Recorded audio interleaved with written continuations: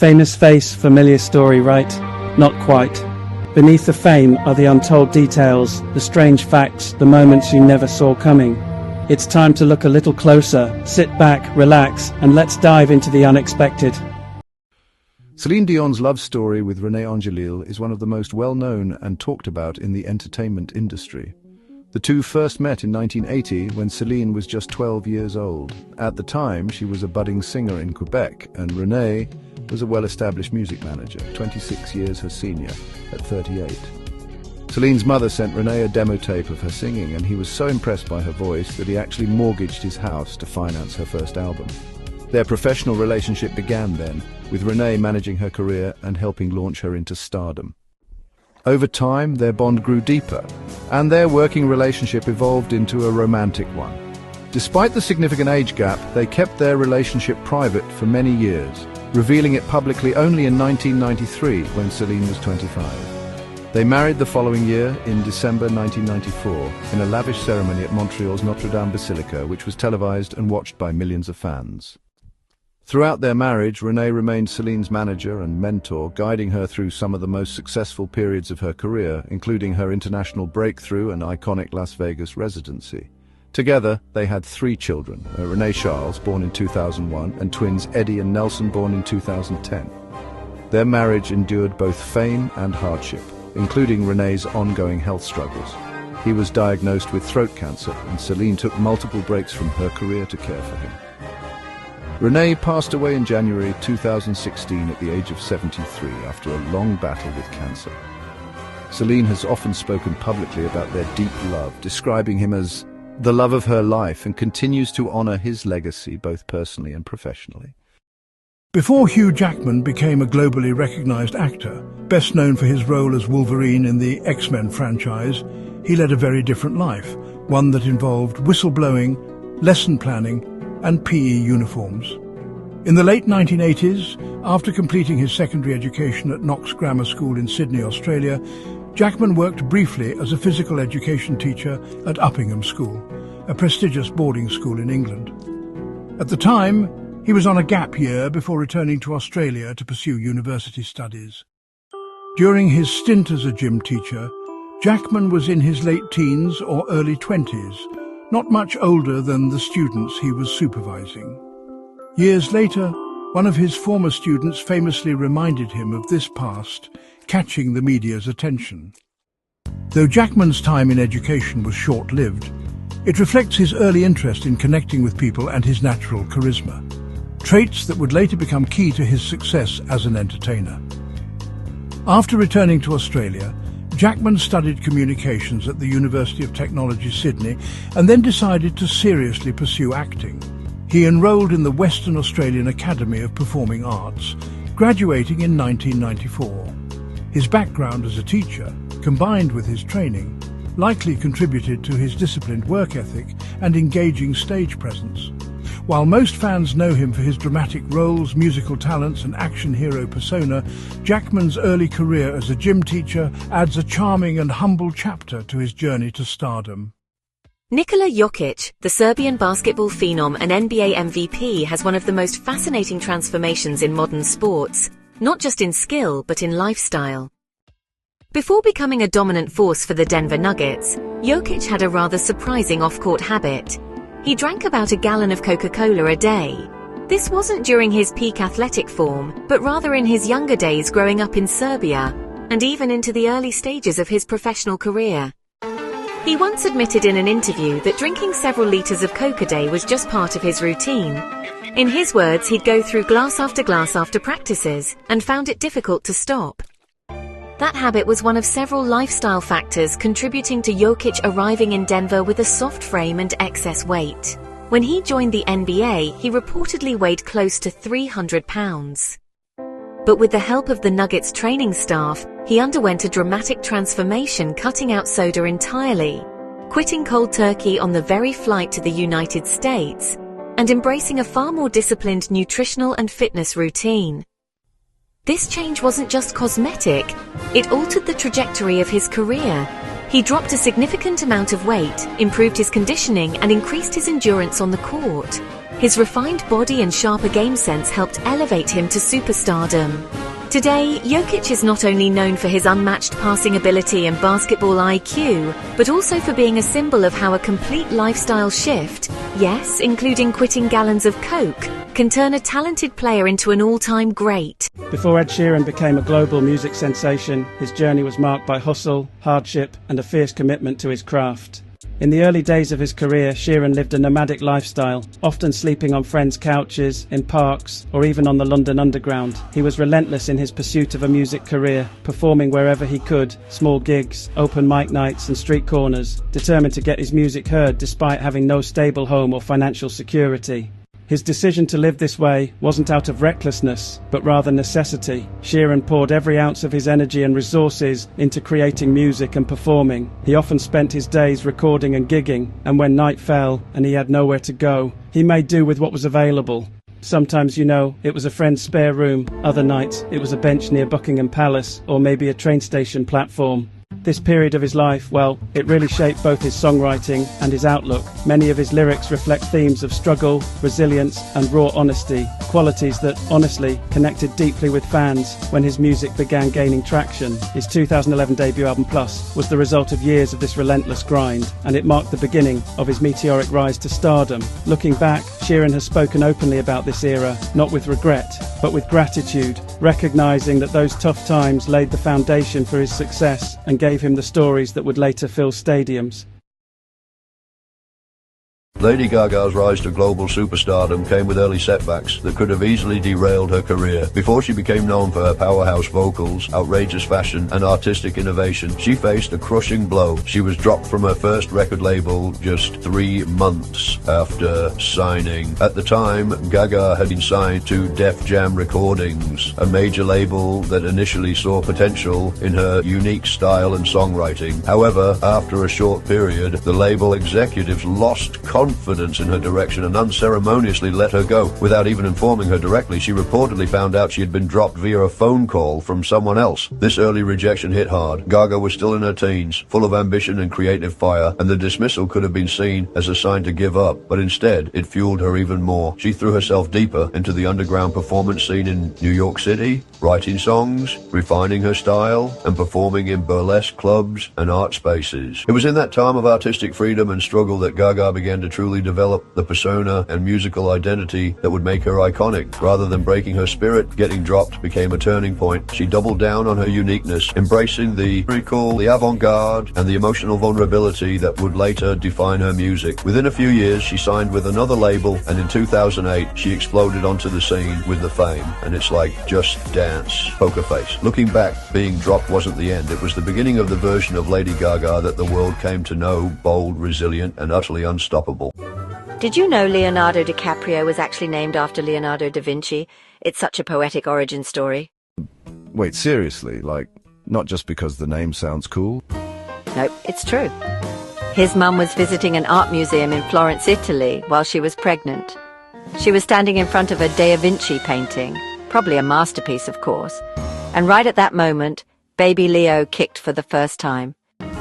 So the kid gave his own name a nudge before he was even born. That's kind of amazing. Right? His mum took it as a sign and decided on the name Leonardo then and there. It's fitting, don't you think? A great artist named after a great artist. Definitely. And considering how seriously he's taken his craft, method acting, environmental activism, all of it, it's like he was destined to be more than just a movie star. Exactly. From a prenatal kick in front of a Renaissance painting to The Revenant and Titanic. Talk about kicking things off with style. I guess some names really do come with a legacy. The whole setup was so clever. It wasn't just Adele walking in with a wig. She had prosthetics on her nose and chin and even changed the way she spoke. That fake, timid voice she used as Jenny was nothing like her usual deep, confident tone. Exactly. She even acted nervous, like she had stage fright. She really sold the whole struggling impersonator bit. And the other impersonators were so sweet, chatting with her, giving her encouragement before their auditions. Little did they know, they were standing next to the actual Adele. The best part was how she held back her voice until the big reveal. You could tell she was dying to let it out. And when she finally did, wow!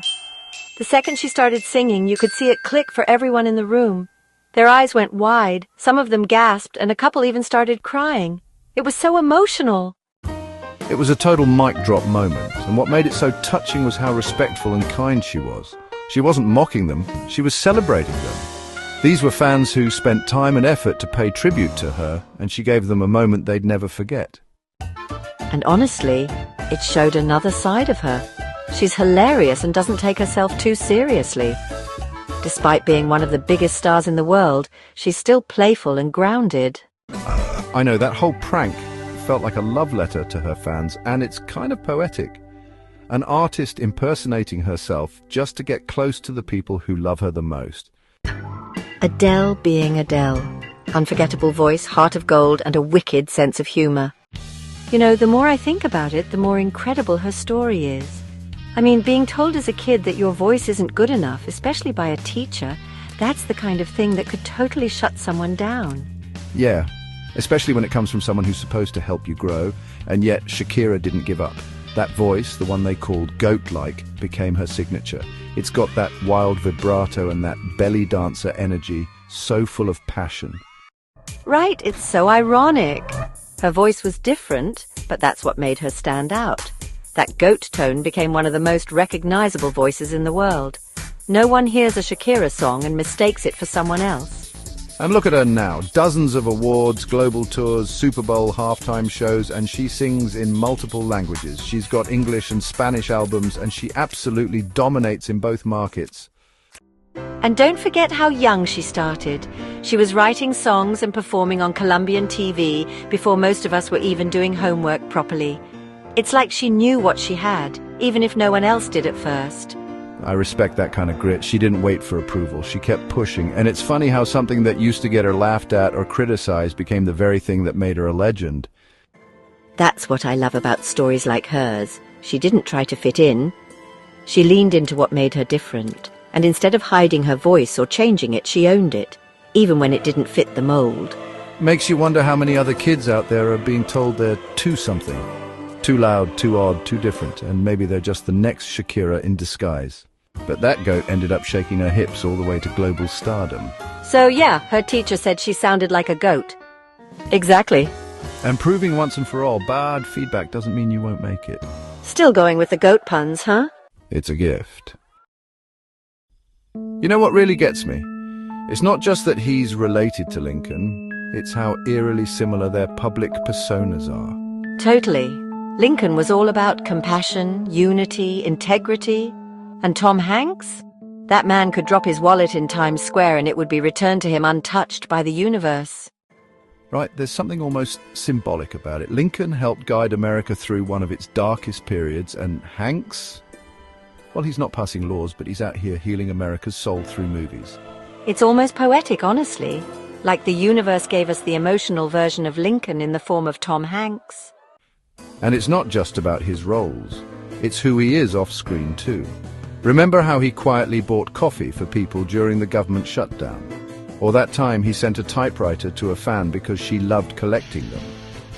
That's pure Lincoln-level kindness. Exactly. And the fact that it all traces back to Lincoln's mother's family, the Hanks line, is so fascinating. It's like that decency skipped through the generations and landed in Tom. Third cousin, 4 times removed. It sounds distant, but when you see it in action, it's like Lincoln's DNA decided to show up not in a politician, but in the most beloved actor of our time. Imagine being cast as someone presidential and then going, oh, funny thing, I'm actually related to Lincoln. Like, who is this guy? Honestly, I wouldn't be surprised if the Smithsonian tries to preserve him someday. He is a national treasure. You know what?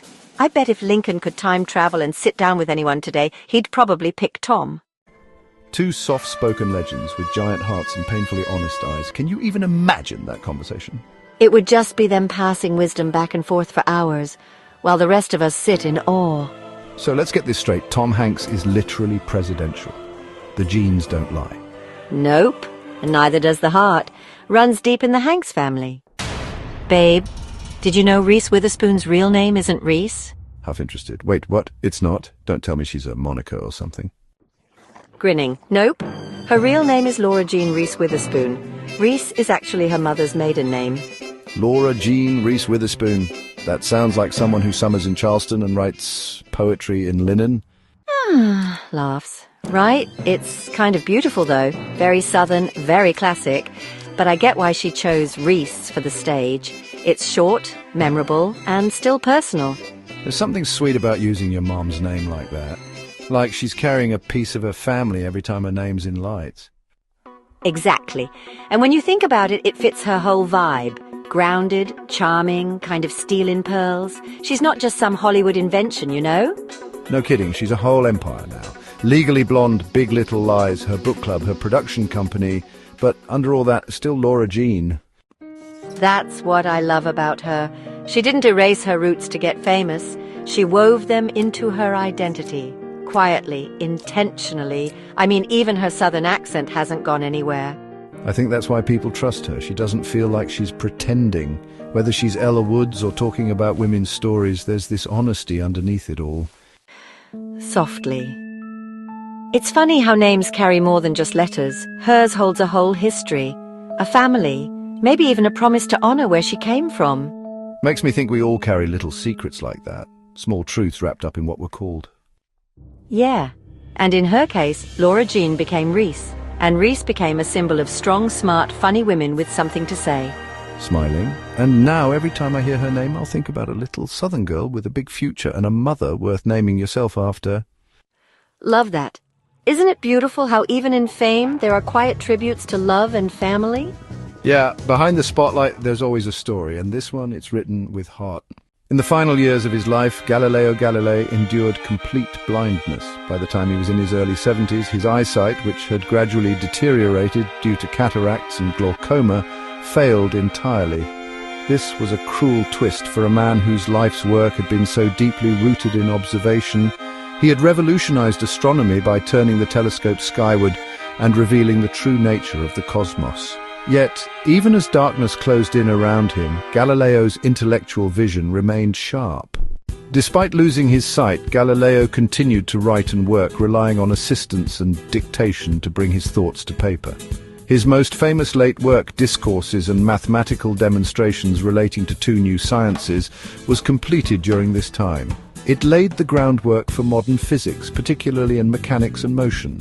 His blindness didn't dampen his scientific curiosity or his determination to contribute. On the contrary, it seemed to deepen his focus and resolve.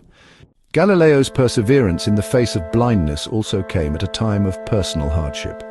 He was under house arrest by order of the Inquisition for defending the heliocentric model, which placed the sun at the center of the universe rather than the Earth. Isolated, aging and blind, Galileo might have easily retreated into silence. Instead, he pressed on, relying on memory, reason, and his earlier notes to shape new ideas. His later works reflect a mind undimmed by the loss of sight, clear, methodical, and still pushing the boundaries of knowledge. His story stands as a powerful reminder that science is not only a matter of what can be seen, but of how we think. Galileo's blindness did not extinguish his brilliance. It illuminated just how far the mind can go when vision is turned inward. In 1968, Andy Warhol, the enigmatic figure at the center of the pop art movement, was shot and nearly killed in a shocking act of violence that forever changed the course of his life and work. The shooter was Valerie Solanas, a radical feminist writer and the founder of the Scum Manifesto, Society for Cutting Up Men. Solanas had a complicated and strained relationship with Warhol. She had once acted in one of his underground films and had given him a script which she believed he had stolen or dismissed. Paranoid and increasingly unstable, she arrived at Warhol's studio, The Factory, on June 3, 1968, carrying a gun. Inside the factory, Solanas shot Warhol 3 times, hitting him in the chest, spleen, stomach, liver and lungs. She also shot art critic Mario Amaya, though his injuries were less severe. Warhol was rushed to the hospital in critical condition, and for a time, his life hung in the balance. He was declared clinically dead at one point, but was revived by emergency surgery.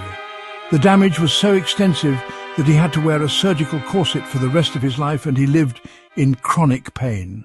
The shooting had a profound impact on Warhol, not just physically, but psychologically and artistically. After the incident, he became more reclusive and cautious, withdrawing from the chaotic open-door atmosphere that had once defined the factory. His art too shifted. While still bold in concept, it took on more somber, reflective undertones in some cases. The event marked a clear dividing line in his life before and after the gunshots. Valerie Solanas turned herself in shortly after the shooting and was arrested. She was diagnosed with paranoid schizophrenia and spent time in psychiatric institutions. Her manifesto and the attack on Warhol later became the subject of debate, analysis and dramatization. But for Warhol, the trauma was deeply personal and long-lasting. The incident underscored the volatility of fame, the blurred lines between art and life in Warhol's world, and the unpredictability of the era's underground scene. It also made Warhol more cautious, perhaps more mortal, in the eyes of those who had seen him as a detached and untouchable cultural icon.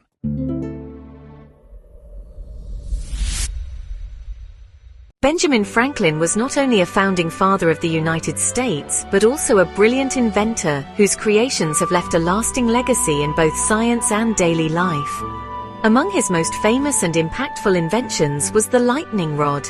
At a time when lightning strikes were poorly understood and often devastating, Franklin's curiosity about electricity led him to discover that lightning was in fact a form of electrical discharge.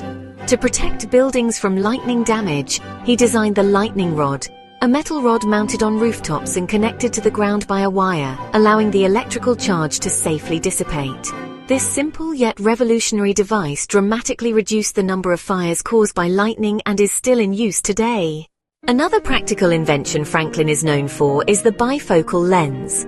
As he aged, he found himself constantly switching between two pairs of glasses, one for reading and one for distance. Frustrated by the inconvenience, he ingeniously combined the two by cutting the lenses in half and joining them, the upper half for seeing far and the lower half for reading. These became known as bifocals and remain a common solution for people with presbyopia, the age-related condition Franklin experienced. One of Franklin's more unusual but artistically significant inventions was the glass harmonica. Inspired by the sound of musical glasses, wine glasses filled with water and played by rubbing the rims, he created an instrument that mechanized and refined the concept. The glass harmonica used a series of glass bowls of different sizes mounted on a rotating spindle, played by touching them with wet fingers. It produced an ethereal, haunting sound that fascinated 18th century audiences. Composers like Mozart and Beethoven even wrote music for it, though the instrument eventually faded into obscurity. Through these inventions, Franklin demonstrated not only his keen intellect and creativity, but also his enduring desire to make life better, safer, and more interesting. Whether protecting homes, helping people see clearly, or enriching the world with music, his contributions continue to resonate far beyond his time. Dr. Seuss, born Theodore Seuss Geisel, is one of the most beloved children's authors of all time, yet he harbored a surprising and ironic truth. He was reportedly afraid of children and never had any of his own. While his whimsical rhymes and imaginative characters have captivated generations of young readers, Geisel himself admitted that he was uncomfortable around children in real life. He often found them unpredictable, messy, and overwhelming, which made him anxious rather than inspired when dealing with them face to face. Despite this unease, or perhaps because of it, Geisel created stories that connected deeply with children in a unique and lasting way. He believed that kids deserved books that didn't talk down to them, stories that were both fun and intelligent. This approach led to timeless classics like The Cat in the Hat, Green Eggs and Ham, and Oh, The Places You'll Go, which blended rhythmic storytelling with clever wordplay and subtle moral lessons. His work respected children's intelligence while sparking their imaginations, even though he preferred to keep his distance from them personally. Geisel's decision not to have children also extended into his personal philosophy. When asked about it, he once quipped, "You make them, I'll amuse them." His wife, Helen, often joked that his books were his children, and many who knew him said he poured his energy into his work the way others might into parenting. In later years, he married Audrey Geisel, who had children from a previous marriage, but even then, he never truly assumed a parental role. Ultimately, Dr. Seuss's legacy is a fascinating contradiction, a man who didn't feel at ease with children, yet whose creations brought joy, laughter, and inspiration to millions of them. His life proves that understanding and entertaining young minds doesn't always require personal closeness. Sometimes, imagination is enough to build a bridge. Florence Nightingale is widely remembered as the founder of modern nursing, but fewer people realise that she was also a pioneering statistician who made groundbreaking contributions to data visualization. During the Crimean War, where she gained fame for dramatically improving sanitary conditions in British field hospitals, Nightingale became increasingly frustrated by the military and government's disregard for medical statistics. To make her case undeniable, she turned to the power of visual data, an innovative approach at the time. One of her most influential statistical achievements was the creation of what we now recognise as an early form of the pie chart. Specifically, she developed a type of polar area diagram, often called a coxcomb chart, to illustrate the causes of death among soldiers. These charts vividly demonstrated that the majority of deaths were not due to battle wounds, but from preventable diseases caused by poor sanitation. By presenting the data visually, she was able to make a powerful and immediate impact on both policymakers and the public, something raw numbers alone had failed to do. Nightingale's use of statistics wasn't limited to war hospitals. She applied her methods broadly in public health, using data to advocate for hospital reform, sanitation improvements, and better living conditions in urban areas. Her analytical approach laid the foundation for modern evidence-based healthcare, where policy and practice are guided by statistical outcomes. What's remarkable is that her statistical work was done during a time when few women were accepted in scientific fields, let alone pioneering them. She was elected the first female member of the Royal Statistical Society and later became an honorary member of the American Statistical Association. Florence Nightingale's legacy, therefore, extends far beyond nursing. She was a visionary who saw the power of numbers to save lives and used data not just to persuade, but to transform society.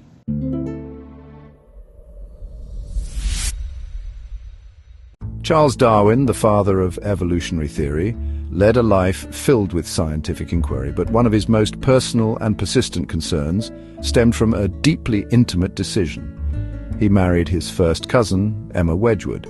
The two shared a warm intellectual relationship and had grown up closely connected through the prominent Darwin-Wedgwood family line.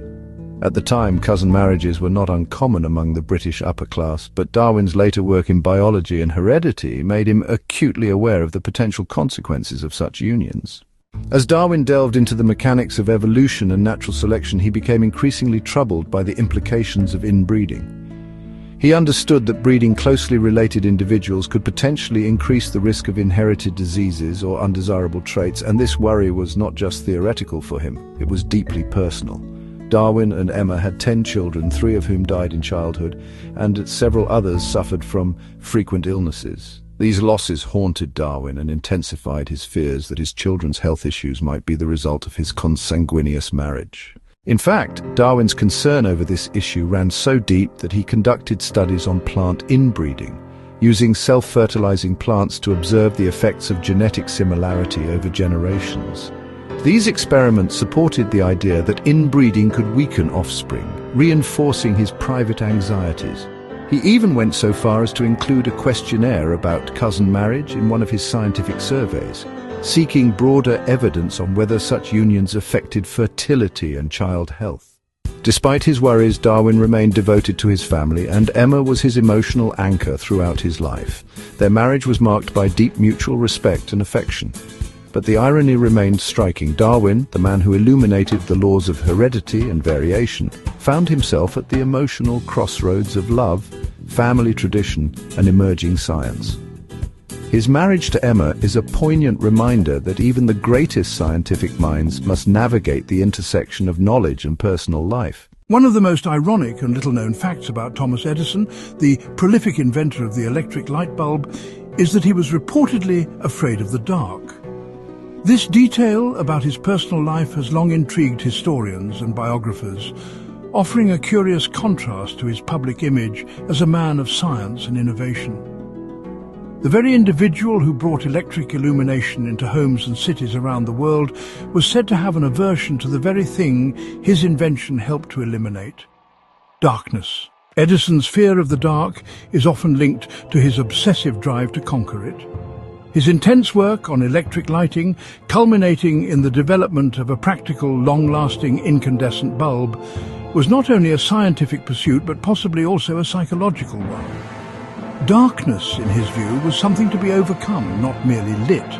His laboratories in Menlo Park and later in West Orange were famously well lit, often operating around the clock under the bright glow of artificial light. It's believed that Edison found comfort in constant illumination, surrounding himself with the very thing that banished shadows. This personal quirk adds a deeper, more human dimension to Edison's legend.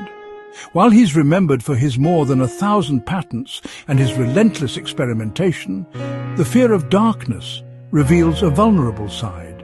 It may have even fueled his intensity. He wasn't just trying to make life easier for others, but perhaps also for himself.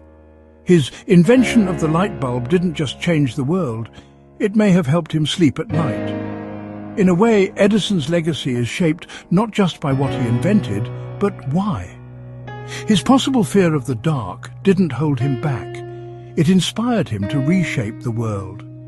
And in doing so, he turned a personal fear into one of history's most transformative technologies. Bruce Lee, the legendary martial artist and actor, was not only known for his charisma and philosophy, but also for his unbelievable speed.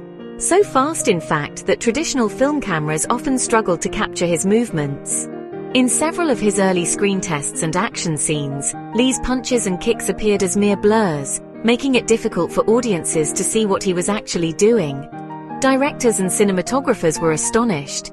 The human eye couldn't track his strikes in real time, and neither could the camera. To solve this problem, filmmakers had to do something almost unheard of in action cinema. They slowed down the camera during fight scenes.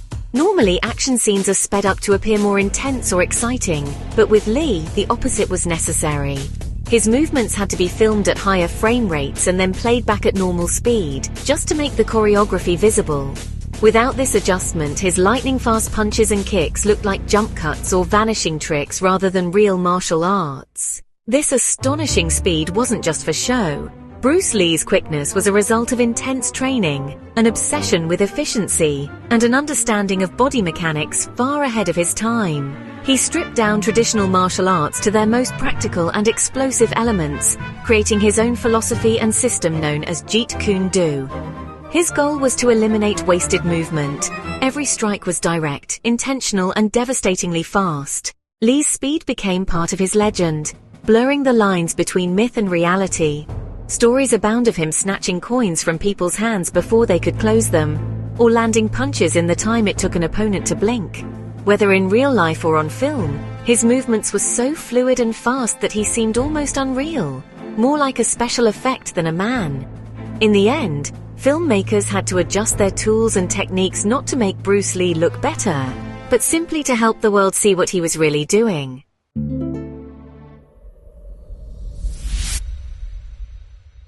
Ludwig van Beethoven is renowned for his intense passion, revolutionary compositions, and fiery temperament, but one of the more dramatic and oft-repeated stories about him claims that he once performed a piece so loud and powerful that it literally cracked glass. While this tale veers into the realm of legend, it reflects the larger-than-life energy Beethoven was known to unleash during performances, especially in his prime. Beethoven was not just a composer, he was also a virtuosic pianist whose playing style was described as bold, aggressive, and emotionally explosive. Accounts from his contemporaries often mention the force with which he struck the keys, shaking the very frame of the piano and pushing the instrument to its limits. His performance style was known to be deeply physical, and as his hearing began to deteriorate, he often pounded the keyboard with even greater intensity, straining to feel the music through vibrations. The claim about shattering glass likely stems from these eyewitness accounts and the dramatic impact of his music in small, echoing performance rooms where the volume and resonance could be overwhelming. While there's no verified scientific or historical evidence that glass was actually broken during a Beethoven performance, the myth persists as a symbol of his raw musical force. It echoes the kind of emotional and physical power audiences felt when watching him play, a sense that the music was not just heard but physically felt. In a broader sense, the story illustrates how Beethoven broke more than just musical norms. He shattered expectations. He composed for the full emotional spectrum, often adding dynamic contrasts and rhythmic force that made his work stand out in an era of more refined classical restraint. Whether or not a pane of glass ever cracked, his music undoubtedly broke barriers, leaving audiences moved, shaken, and forever changed. Before Marilyn Manson became a controversial figure in the world of rock music, he pursued a very different path, journalism and theatre. Born Brian Hugh Warner, he studied these subjects at Broward College in Florida during the late 1980s. His interest in journalism stemmed from a fascination with media, culture and communication, all of which would later inform the provocative themes he explored through his music and public persona. While in school, he even worked as an intern at a local music magazine, interviewing bands and immersing himself in the world he would soon become part of from the other side.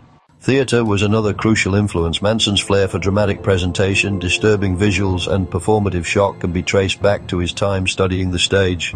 He learned not only about acting but also about how to use costumes, lighting and narrative to craft an immersive experience, skills that would eventually define his on-stage identity. His transformation into Marilyn Manson, a name created by combining Marilyn Monroe and Charles Manson to critique the duality of fame and infamy, was as much a theatrical performance as it was a musical evolution. His background in journalism also shaped his sharp media instincts. Manson understood how the press worked, how controversy fueled attention, and how to control a narrative. He frequently turned interviews and media appearances into performances themselves, often walking the line between character and reality. Rather than being manipulated by the media, he manipulated it, provoking reactions, igniting debate, and challenging norms with full awareness of how it would be received. This foundation in writing and theatre gave Marilyn Manson a unique edge. He wasn't just a musician with a taste for the macabre, he was a calculated artist who used every tool at his disposal to create a fully realized, often unsettling persona. Behind the shocking makeup, dark lyrics and intense performances was someone who understood storytelling, spectacle and the power of a well-constructed message. Albert Einstein, one of the most iconic minds in modern science, had an unassuming start in life, especially when it came to language. Remarkably, he didn't speak fluently until he was around 9 years old. This delay in speech led his family to worry about his development, and some even considered the possibility that he might have a learning disability. In fact, Einstein was known to speak very slowly and carefully, even when he began talking, often repeating sentences under his breath before saying them aloud. This speech delay later became a widely discussed anecdote, especially because it contrasted so sharply with his extraordinary intellectual capabilities. Some psychologists and educators have speculated that his late development in language may have encouraged him to think more deeply in visual and spatial terms rather than relying solely on verbal communication, something that may have contributed to his groundbreaking insights in physics. As he matured, Einstein's unconventional thinking and vivid imagination became his strengths, allowing him to challenge established scientific beliefs and introduce revolutionary concepts like the theory of relativity.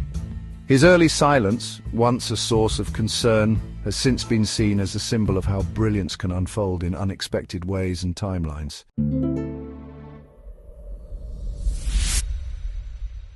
One of the most ironic and often repeated claims about Walt Disney is that he was afraid of mice, despite having created one of the most beloved and enduring mouse characters in history, Mickey Mouse.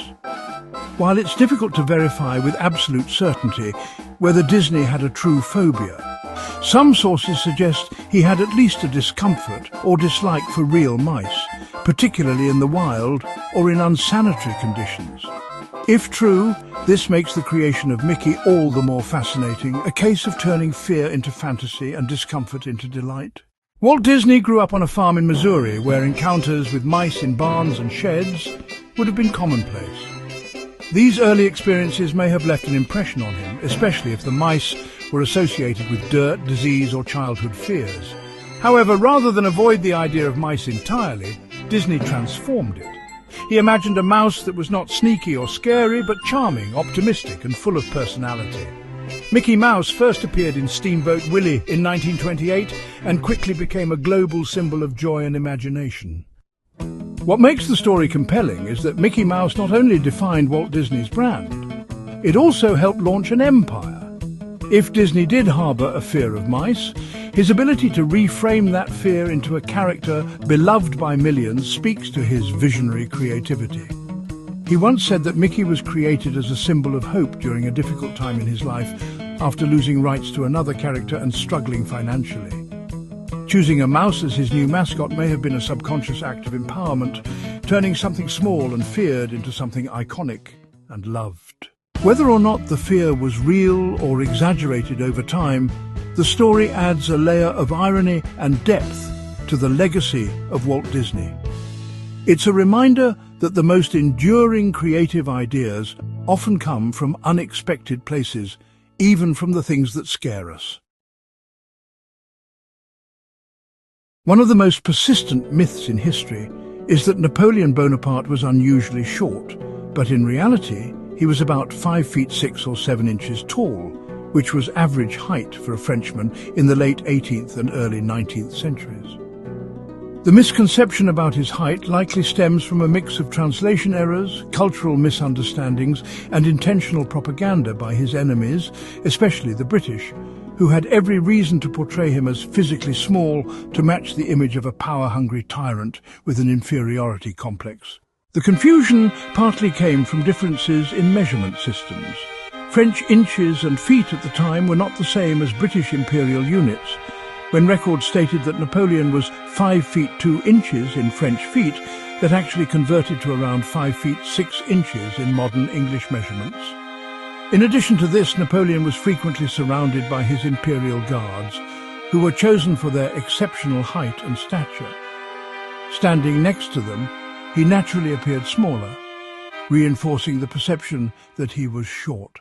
British satirists and cartoonists during and after his reign capitalized on this image, creating caricatures of Napoleon as a tiny, irritable man, further cementing the idea in the public imagination. Over time, the image of the small man with a big ego evolved into the so-called Napoleon complex, a psychological stereotype suggesting that shorter men are more aggressive or ambitious to compensate for their lack of height, a concept with little scientific backing and no direct connection to Napoleon himself. In truth, Napoleon's legacy had far more to do with his strategic brilliance, reforms and controversial ambition than with his physical stature. The myth of his height is a powerful example of how historical inaccuracies, once popularized, can endure for centuries, even when the facts tell a very different story. Before Elon Musk became a household name for launching rockets, building electric cars, and proposing futuristic technologies, he made his first mark in tech as a 12-year-old coder. In the early 1980s, growing up in South Africa, Musk taught himself programming using a manual and a primitive computer, specifically a Commodore VIC-20. With this, he created a simple space-themed video game called Blastar, a rudimentary shoot-'em-up game where players destroyed alien freighters carrying lethal hydrogen bombs. The game wasn't particularly advanced, but it was functional and imaginative, especially for someone so young. Musk sent the source code to a South African computer magazine called PC and Office Technology, and to his surprise, they published it and paid him $500, a significant sum for a 12-year-old at the time. This early venture not only marked Musk's first earnings from tech, but also foreshadowed his lifelong passion for space and science fiction. Even in this modest project, you can see the seeds of SpaceX. His later obsession with colonizing Mars and building interplanetary transport systems. What's especially interesting is how this small, seemingly trivial moment encapsulated so many aspects of Musk's future identity: self-taught skills, entrepreneurial instinct, sci-fi inspiration, and a love of solving complex problems. While Blastar itself didn't make waves in the gaming world, it demonstrated an unusually early blend of technical skill and futuristic thinking. Musk has since joked about the simplicity of the game, but the fact remains.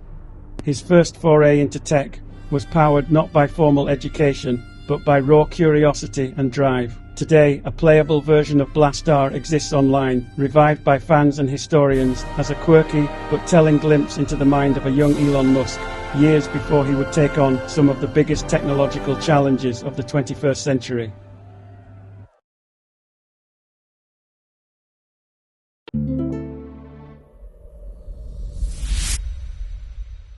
One of the most amusing and ironic stories in entertainment history is that Charlie Chaplin once lost a Charlie Chaplin look-alike contest The silent film legend, best known for his iconic character, the tramp with a bowler hat, toothbrush, mustache, and cane, reportedly entered the competition anonymously for fun, and astonishingly came in around 20th place. While the exact details and date of the contest vary in retellings, the core of the story has become a widely accepted and beloved anecdote illustrating just how perception and persona can differ from reality. The tale is often cited as happening sometime in the 1920s during the peak of Chaplin's fame, when his image had become instantly recognizable around the world. Fans adored him, imitators abounded, and contests celebrating his look and comedic style were popular. It's said that Chaplin didn't try too hard to match his own screen persona for the event. Perhaps he held his expressions differently, or his subtle mannerisms didn't match the exaggerated impressions people had come to expect. The judges, likely basing their decisions on over-the-top caricatures rather than the nuanced original, simply didn't recognize the real thing standing in front of them.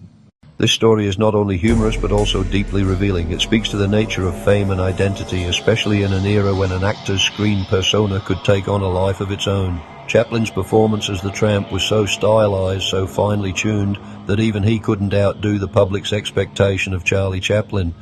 The idea that he could be outshined at imitating himself is a brilliant commentary on celebrity culture, where image can become more iconic than the individual behind it.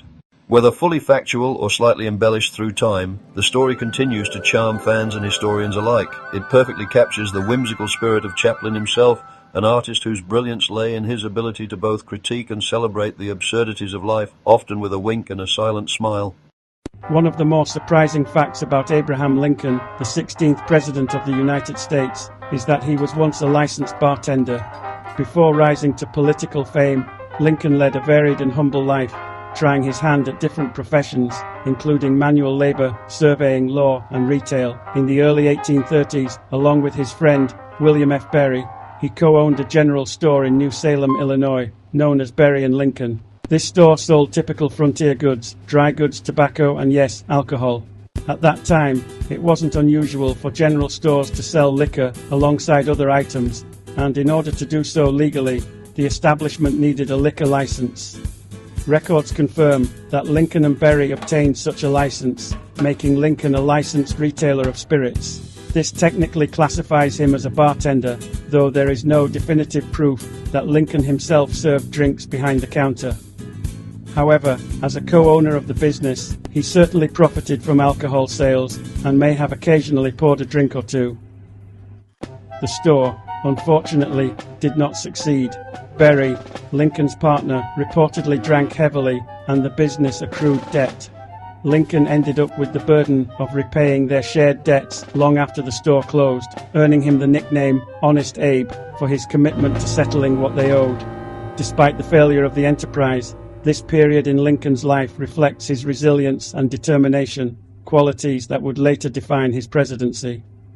Lincoln's past as a bartender stands in stark contrast to the solemn, iconic figure remembered for leading the nation through the Civil War and abolishing slavery. It humanizes him, showing that even the most revered leaders often come from modest beginnings and encounter failures along the way. It's a lesser-known chapter in his life, but one that adds depth to his legacy as a self-made man who climbed from the backwoods of Illinois to the White House.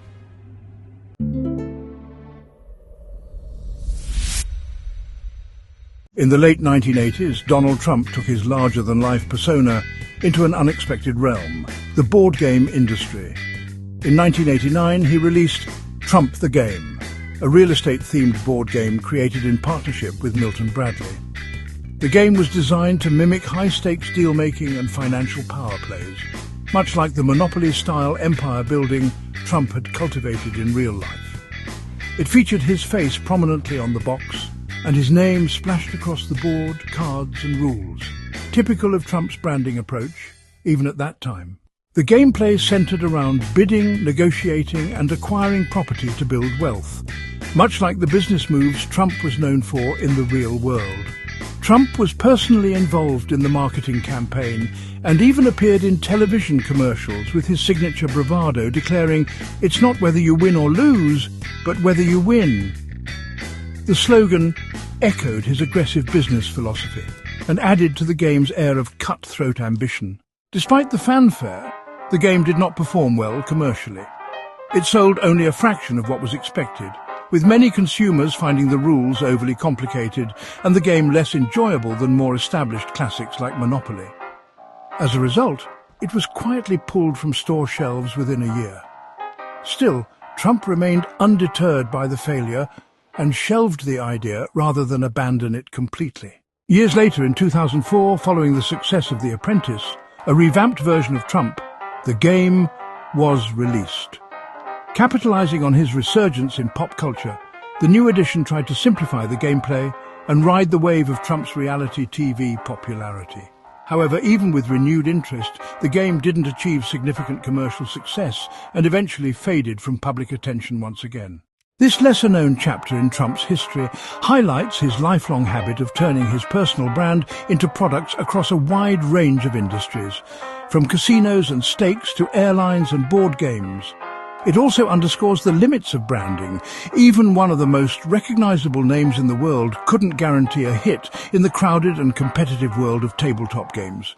Still, Trump. The game remains a curious relic of his pre-political legacy.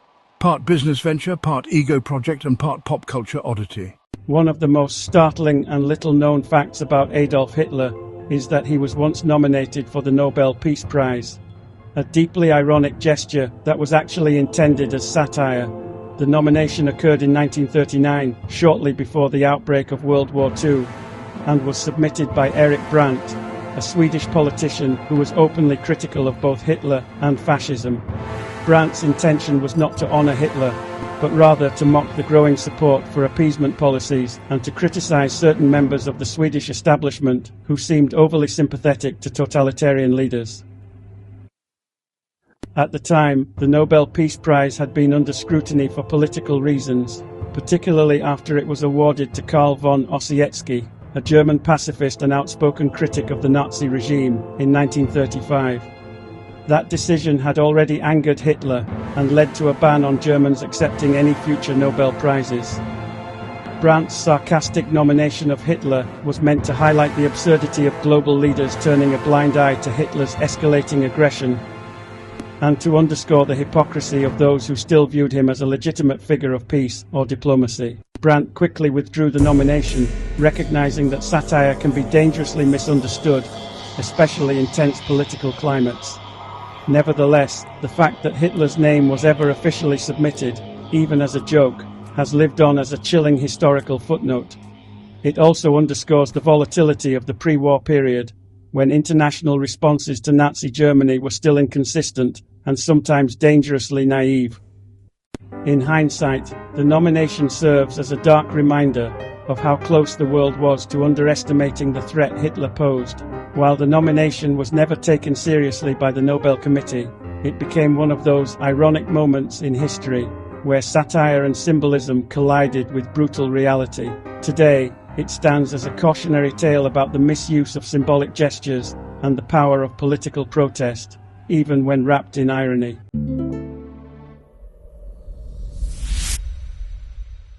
One of the most poignant and peculiar stories from the life of Nikola Tesla, the brilliant inventor and electrical pioneer, is his deep emotional connection to a white pigeon, a relationship he once described as love. In his later years, as he became increasingly isolated and reclusive, Tesla was known to feed and care for pigeons in New York City parks, often bringing injured birds back to his hotel room to nurse them. Among the many pigeons he tended to, one in particular captured his heart.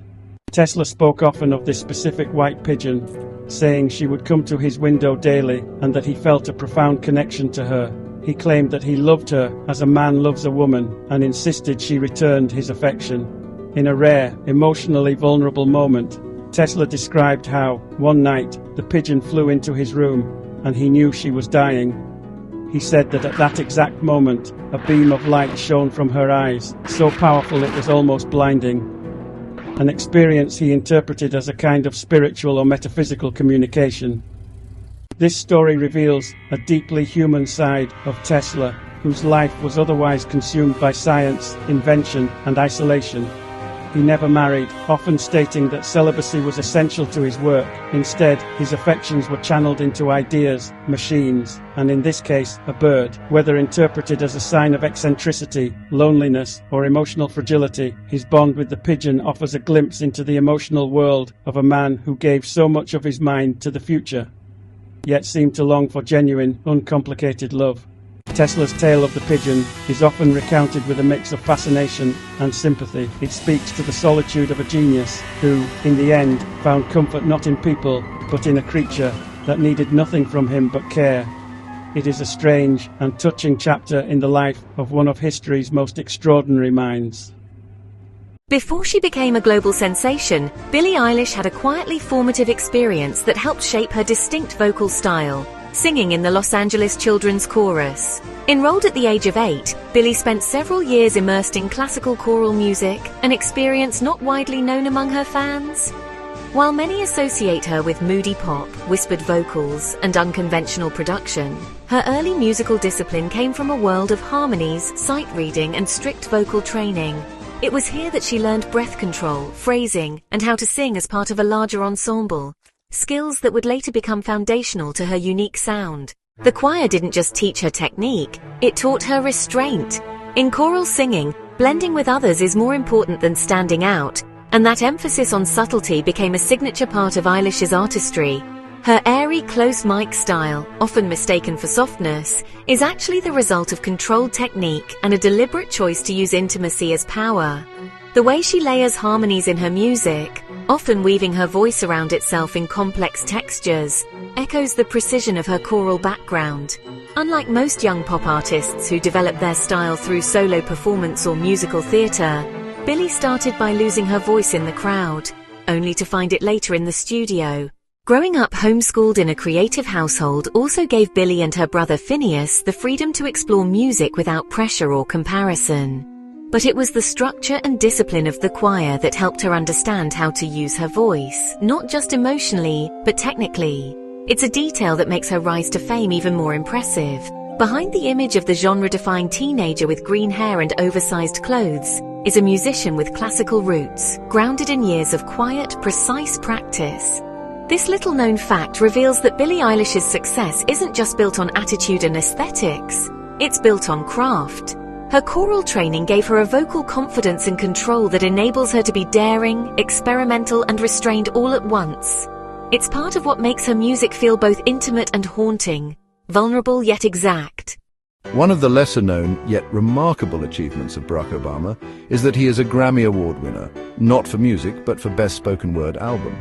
In fact, he has won the award twice. His first win came in 2006 for the audiobook version of his memoir, Dreams from My Father, which he originally wrote in 1995 before he entered national political fame. His second Grammy came in 2008 for the audiobook of his political manifesto, The Audacity of Hope. Both wins showcase not only his eloquence and writing skills, but also his distinctive voice and calm, thoughtful delivery, traits that later defined his public persona as president. The spoken word category has long been a space where authors, poets, politicians, and activists are recognized for their vocal interpretations of the written word. Obama's wins placed him alongside other high-profile figures who have received the award, including Bill Clinton, Jimmy Carter, and even Hillary Clinton, making it something of a tradition for US presidents and major political figures to be recognized in this field. But what made Obama's recordings stand out was the deeply personal and reflective tone of his writing, as well as the authenticity with which he read it. His performances didn't feel like political speeches, they felt like honest conversations. These Grammy wins also marked a unique blending of politics and popular culture, something Obama would become increasingly known for throughout his presidency. His ability to straddle both worlds, policy and pop culture, helped make him one of the most recognizable and relatable presidents in modern history. The fact that he won Grammys before even becoming the 44th president adds a layer of curiosity to his legacy and highlights the multifaceted nature of his talents, not just as a leader, but as a communicator and storyteller. One of the most shocking and little-known stories about Sir Isaac Newton, the father of classical physics, is that he once inserted a long, blunt, needle-like object, called a bodkin, into his own eye socket to study the nature of light and colour. This wasn't an act of self-harm or madness, but rather a deeply intense and daring scientific experiment conducted during the 1660s, when Newton was exploring optics and the mechanics of vision. His goal was to understand how light interacted with the eye, particularly how colours were perceived by the human brain. According to his own notes, Newton carefully inserted the bodkin, described as a thick, blunt sewing needle, between his eye and the bone, pressing it against the back of his eyeball. This pressure caused him to see bright spots, rings and colours, even in complete darkness. These artificial patterns of light, known today as phosphenes, fascinated him. Newton concluded that light and colour weren't simply external phenomena, but involved internal processes within the eye and brain. He wasn't just studying what light was, he was trying to physically feel and disrupt the mechanisms of sight to better understand them. While the experiment sounds reckless, it was part of Newton's broader method of radical first-hand inquiry. He often used his own body as a testing ground, driven by an insatiable curiosity and a fearless commitment to knowledge. This eye experiment contributed to his groundbreaking work in optics, including his discovery that white light is composed of a spectrum of colours, which he demonstrated through prism experiments shortly after. His work laid the foundation for our modern understanding of light and visual perception. The bodkin incident has become a symbol of Newton's extreme dedication to science. Some say even his obsessiveness. While most modern scientists would shy away from such dangerous methods, Newton lived in a time when the boundaries of knowledge were still being discovered through bold and often painful experimentation. His willingness to push the limits of his own senses reflects the raw intensity of the scientific revolution he helped ignite. One of the most inspiring and ironic chapters in Oprah Winfrey's extraordinary career is the fact that she was once fired from her first television job, reportedly because she was deemed unfit for TV. In the 1970s, early in her broadcasting journey, Oprah worked as a news co-anchor at WJZ-TV in Baltimore.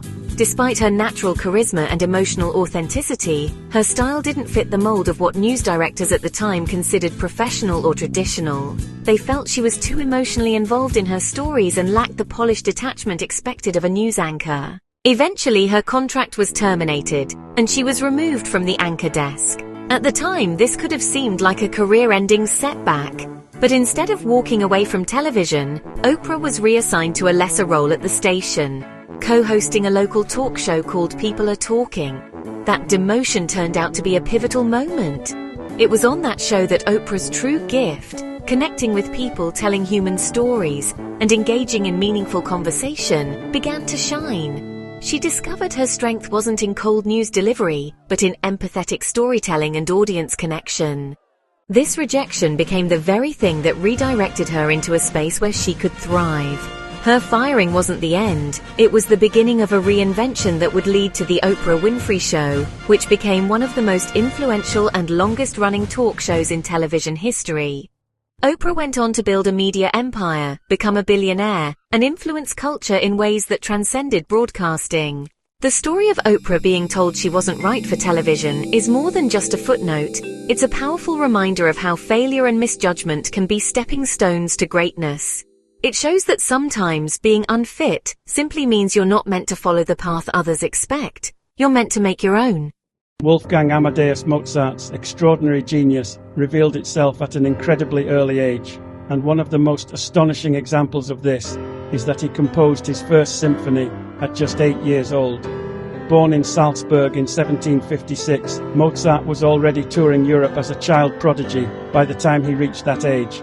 He had been performing for royalty, dazzling audiences with his keyboard skills, and composing short pieces since he was 5. But the composition of his first symphony marked a major step, not just a display of talent, but of true musical structure, orchestration, and creative maturity well beyond his years.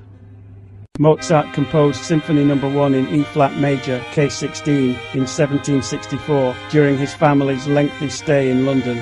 His father, Leopold, had taken him and his sister Nannerl on a grand tour of Europe to showcase their prodigious talents. While in London, they stayed in the home of a wealthy friend, and it was there, confined indoors while his father was ill, that young Wolfgang penned the symphony. though it's relatively simple by the standards of his later works.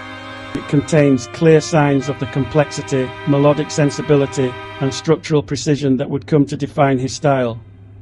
The symphony is scored for a modest ensemble, strings, oboes and horns, but even at that age, Mozart demonstrated an intuitive grasp of harmony and contrast. The piece unfolds in 3 movements and adheres to classical form, indicating that he had already absorbed and internalized the compositional techniques of the time. What's most remarkable isn't just that he wrote it so young, but that it sounds musically complete rather than merely precocious. Mozart would go on to write over 600 compositions in his short life, including more than 40 symphonies, dozens of operas, concertos, and chamber works that shaped Western music for generations. But that first symphony stands as a testament to his natural genius and early immersion in music. It wasn't just the product of training, it was something innate, an early glimpse into one of the most gifted musical minds the world has ever known. One of the most fascinating and lesser-known abilities of Leonardo da Vinci was his extraordinary coordination. He could reportedly write with one hand and draw with the other simultaneously. This rare skill, often referred to as mirror writing and dual tasking, is a reflection not only of da Vinci's ambidexterity but of his unmatched neurological and creative abilities.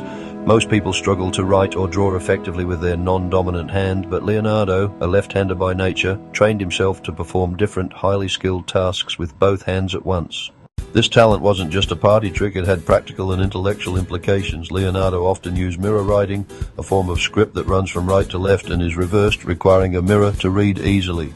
Historians believe he may have written this way for a combination of reasons: to protect his ideas, to prevent smudging due to being left-handed, or simply because it came naturally to him. Being able to mirror write with one hand while sketching intricate diagrams with the other suggests not only supreme motor control but also a brain that could think in parallel, managing visual and linguistic tasks independently and simultaneously.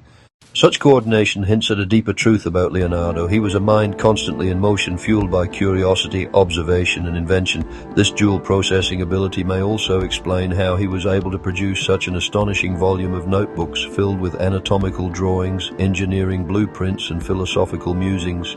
His mind didn't seem to separate science from art or language from image. It all flowed together, and his physical ambidexterity mirrored that cognitive fluidity.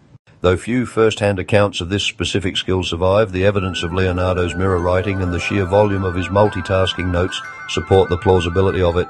It stands as one more example of how Da Vinci wasn't just centuries ahead of his time in ideas, he may have been neurologically exceptional as well. Before Johnny Depp became an iconic actor known for his eccentric roles and unpredictable performances, his true passion was music, not acting. In fact, Depp originally moved to Los Angeles in the early 1980s with the intention of becoming a rock musician. He played guitar in several bands, most notably The Kids, a group that had enough success to open for major acts like Iggy Pop. Music was his first love, and acting came into his life almost by accident. His then-wife introduced him to Nicolas Cage, who recognized his screen potential and encouraged him to audition. That led to his first film role in A Nightmare on Elm Street, 1984, and a surprising turn in his career path. Despite the early success, Depp was never entirely comfortable in the world of television fame.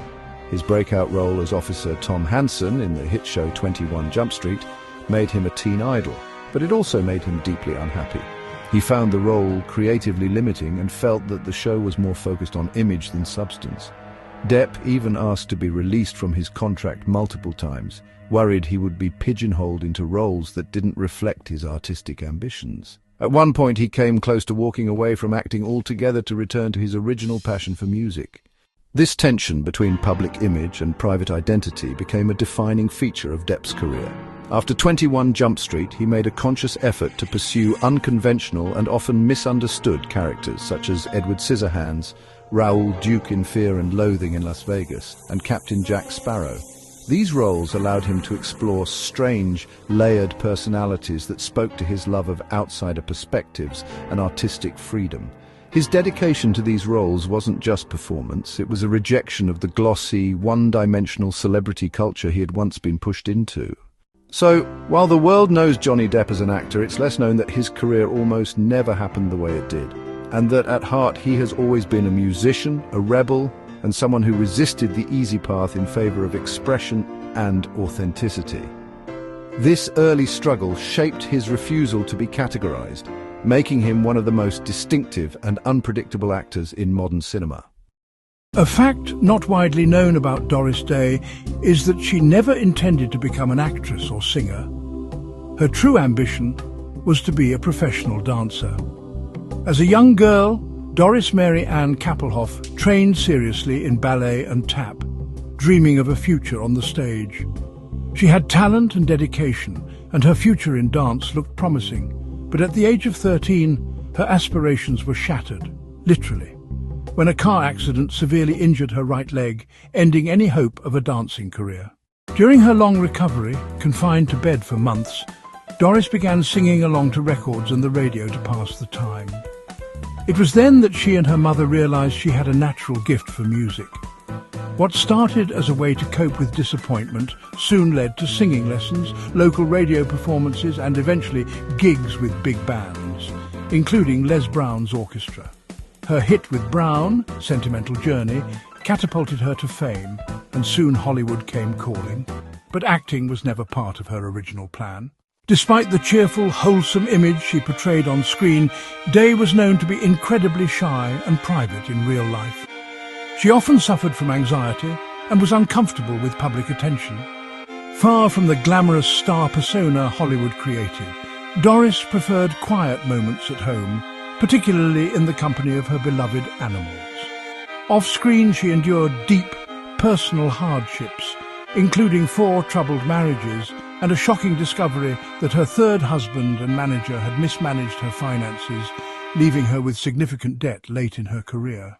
Through resilience and quiet strength, Doris Day rebuilt her life and continued to work, eventually becoming a passionate animal welfare advocate. The contrast between her bright, sunny on-screen personality and the quiet, reserved woman behind it is a reminder that her success came not from a hunger for fame, but from an extraordinary ability to adapt and excel, even when life didn't go according to plan. One of the most astonishing and inspiring aspects of Ludwig van Beethoven's life is that he continued to compose some of his greatest and most complex music after going completely deaf. By his late 20s, Beethoven began experiencing hearing loss, a devastating condition for a composer whose life revolved around sound. His early symptoms included tinnitus and difficulty hearing high frequencies, and over the next 2 decades his condition worsened. By the time he was in his mid-40s, he was functionally deaf, relying heavily on notebooks and written communication. Rather than ending his career, Beethoven's deafness seemed to drive his creativity inward. He composed in his mind, hearing the music internally, and using his deep understanding of music theory, counterpoint, and structure to continue writing. Some of his most celebrated works, including the Ninth Symphony, the Late String Quartets, and the Hammerklavier Sonata, were written during this period of total deafness. These compositions are not only technically complex, but emotionally profound, suggesting that Beethoven's deafness may have helped him access a deeper, more introspective layer of creativity. To manage day-to-day communication, Beethoven used conversation books, which allowed friends and visitors to write down what they wanted to say, and he would respond verbally or in writing. He also modified pianos so he could feel the vibrations through the floor or his body, further connecting him to the music despite his inability to hear it. This adaptation was a testament to his resilience, resourcefulness, and obsession with his art. Beethoven's ability to compose while deaf defies logic and expectation. He turned a physical limitation into a creative force, pushing boundaries and redefining what was musically possible. His legacy is not just about musical genius, but about endurance, transformation, and triumph over silence. His life stands as one of the most powerful examples of the human spirit, refusing to be silenced by adversity. Despite being one of the most recognizable and enduring stars in Hollywood, Tom Cruise has never won an Academy Award, a surprising fact given his decades of box office success and several critically acclaimed performances. Cruise's career began in the early 1980s, and by the time Top Gun catapulted him to superstardom in 1986, he had already established himself as a charismatic and bankable leading man. Yet, even as he evolved into a more serious actor, the Academy's highest honor has always eluded him. Cruise has been nominated for an Oscar 3 times. His first nomination came in 1990 for Born on the 4th of July, in which he played Vietnam War veteran Ron Kovic. The role marked a dramatic shift from his earlier work and showcased his range and emotional depth. His second nomination came in 1997 for Jerry Maguire, where he combined charm and vulnerability as a sports agent navigating a crisis of conscience. The third came in 2000, Magnolia, in which he played a deeply troubled motivational speaker, a performance widely praised for its intensity and complexity. Despite strong performances and competitive years, he lost each time to other notable actors. The absence of an Oscar win hasn't dimmed Cruise's influence or ambition. Over the years, he's become synonymous with large-scale action films, particularly the Mission Impossible franchise, where he is not only the lead actor, but also a driving force behind the production.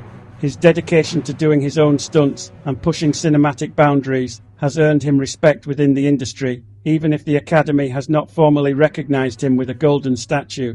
Some speculate that Cruise's shift toward blockbuster action films over prestige dramas may have influenced the Academy's reluctance, as the Oscars have traditionally favored dramatic and character-driven roles. Others suggest that his involvement in Scientology and his sometimes controversial public image might have played a role in his awards trajectory. Regardless, Tom Cruise remains a singular force in cinema.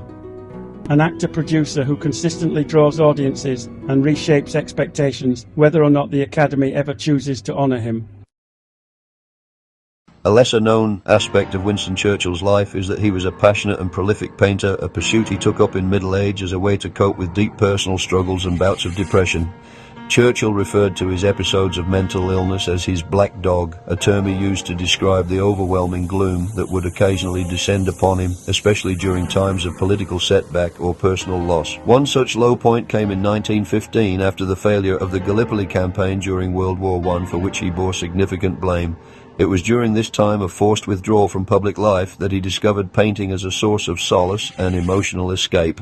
Encouraged by friends and family, Churchill picked up a paintbrush in his 40s and quickly fell in love with the process. It became more than a hobby, it was a form of therapy. Over the course of his lifetime, he created more than 500 paintings, primarily landscapes, still lifes, and scenes inspired by his travels to places like France, Morocco, and Italy.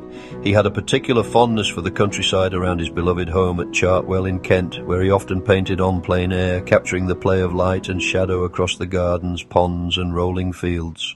Churchill took his painting seriously, studying the techniques of masters and improving steadily over time. In fact, he submitted some of his work under the pseudonym Charles Moran to avoid prejudice from art critics who might judge the work based on his political fame.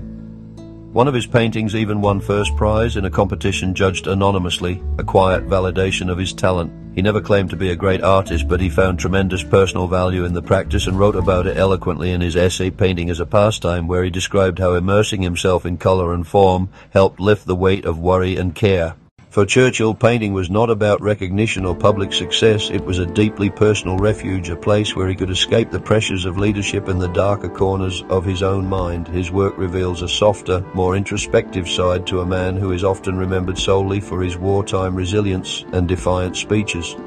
The paintings he left behind are not only an artistic legacy, but also a window into the emotional depth of one of history's most complex figures.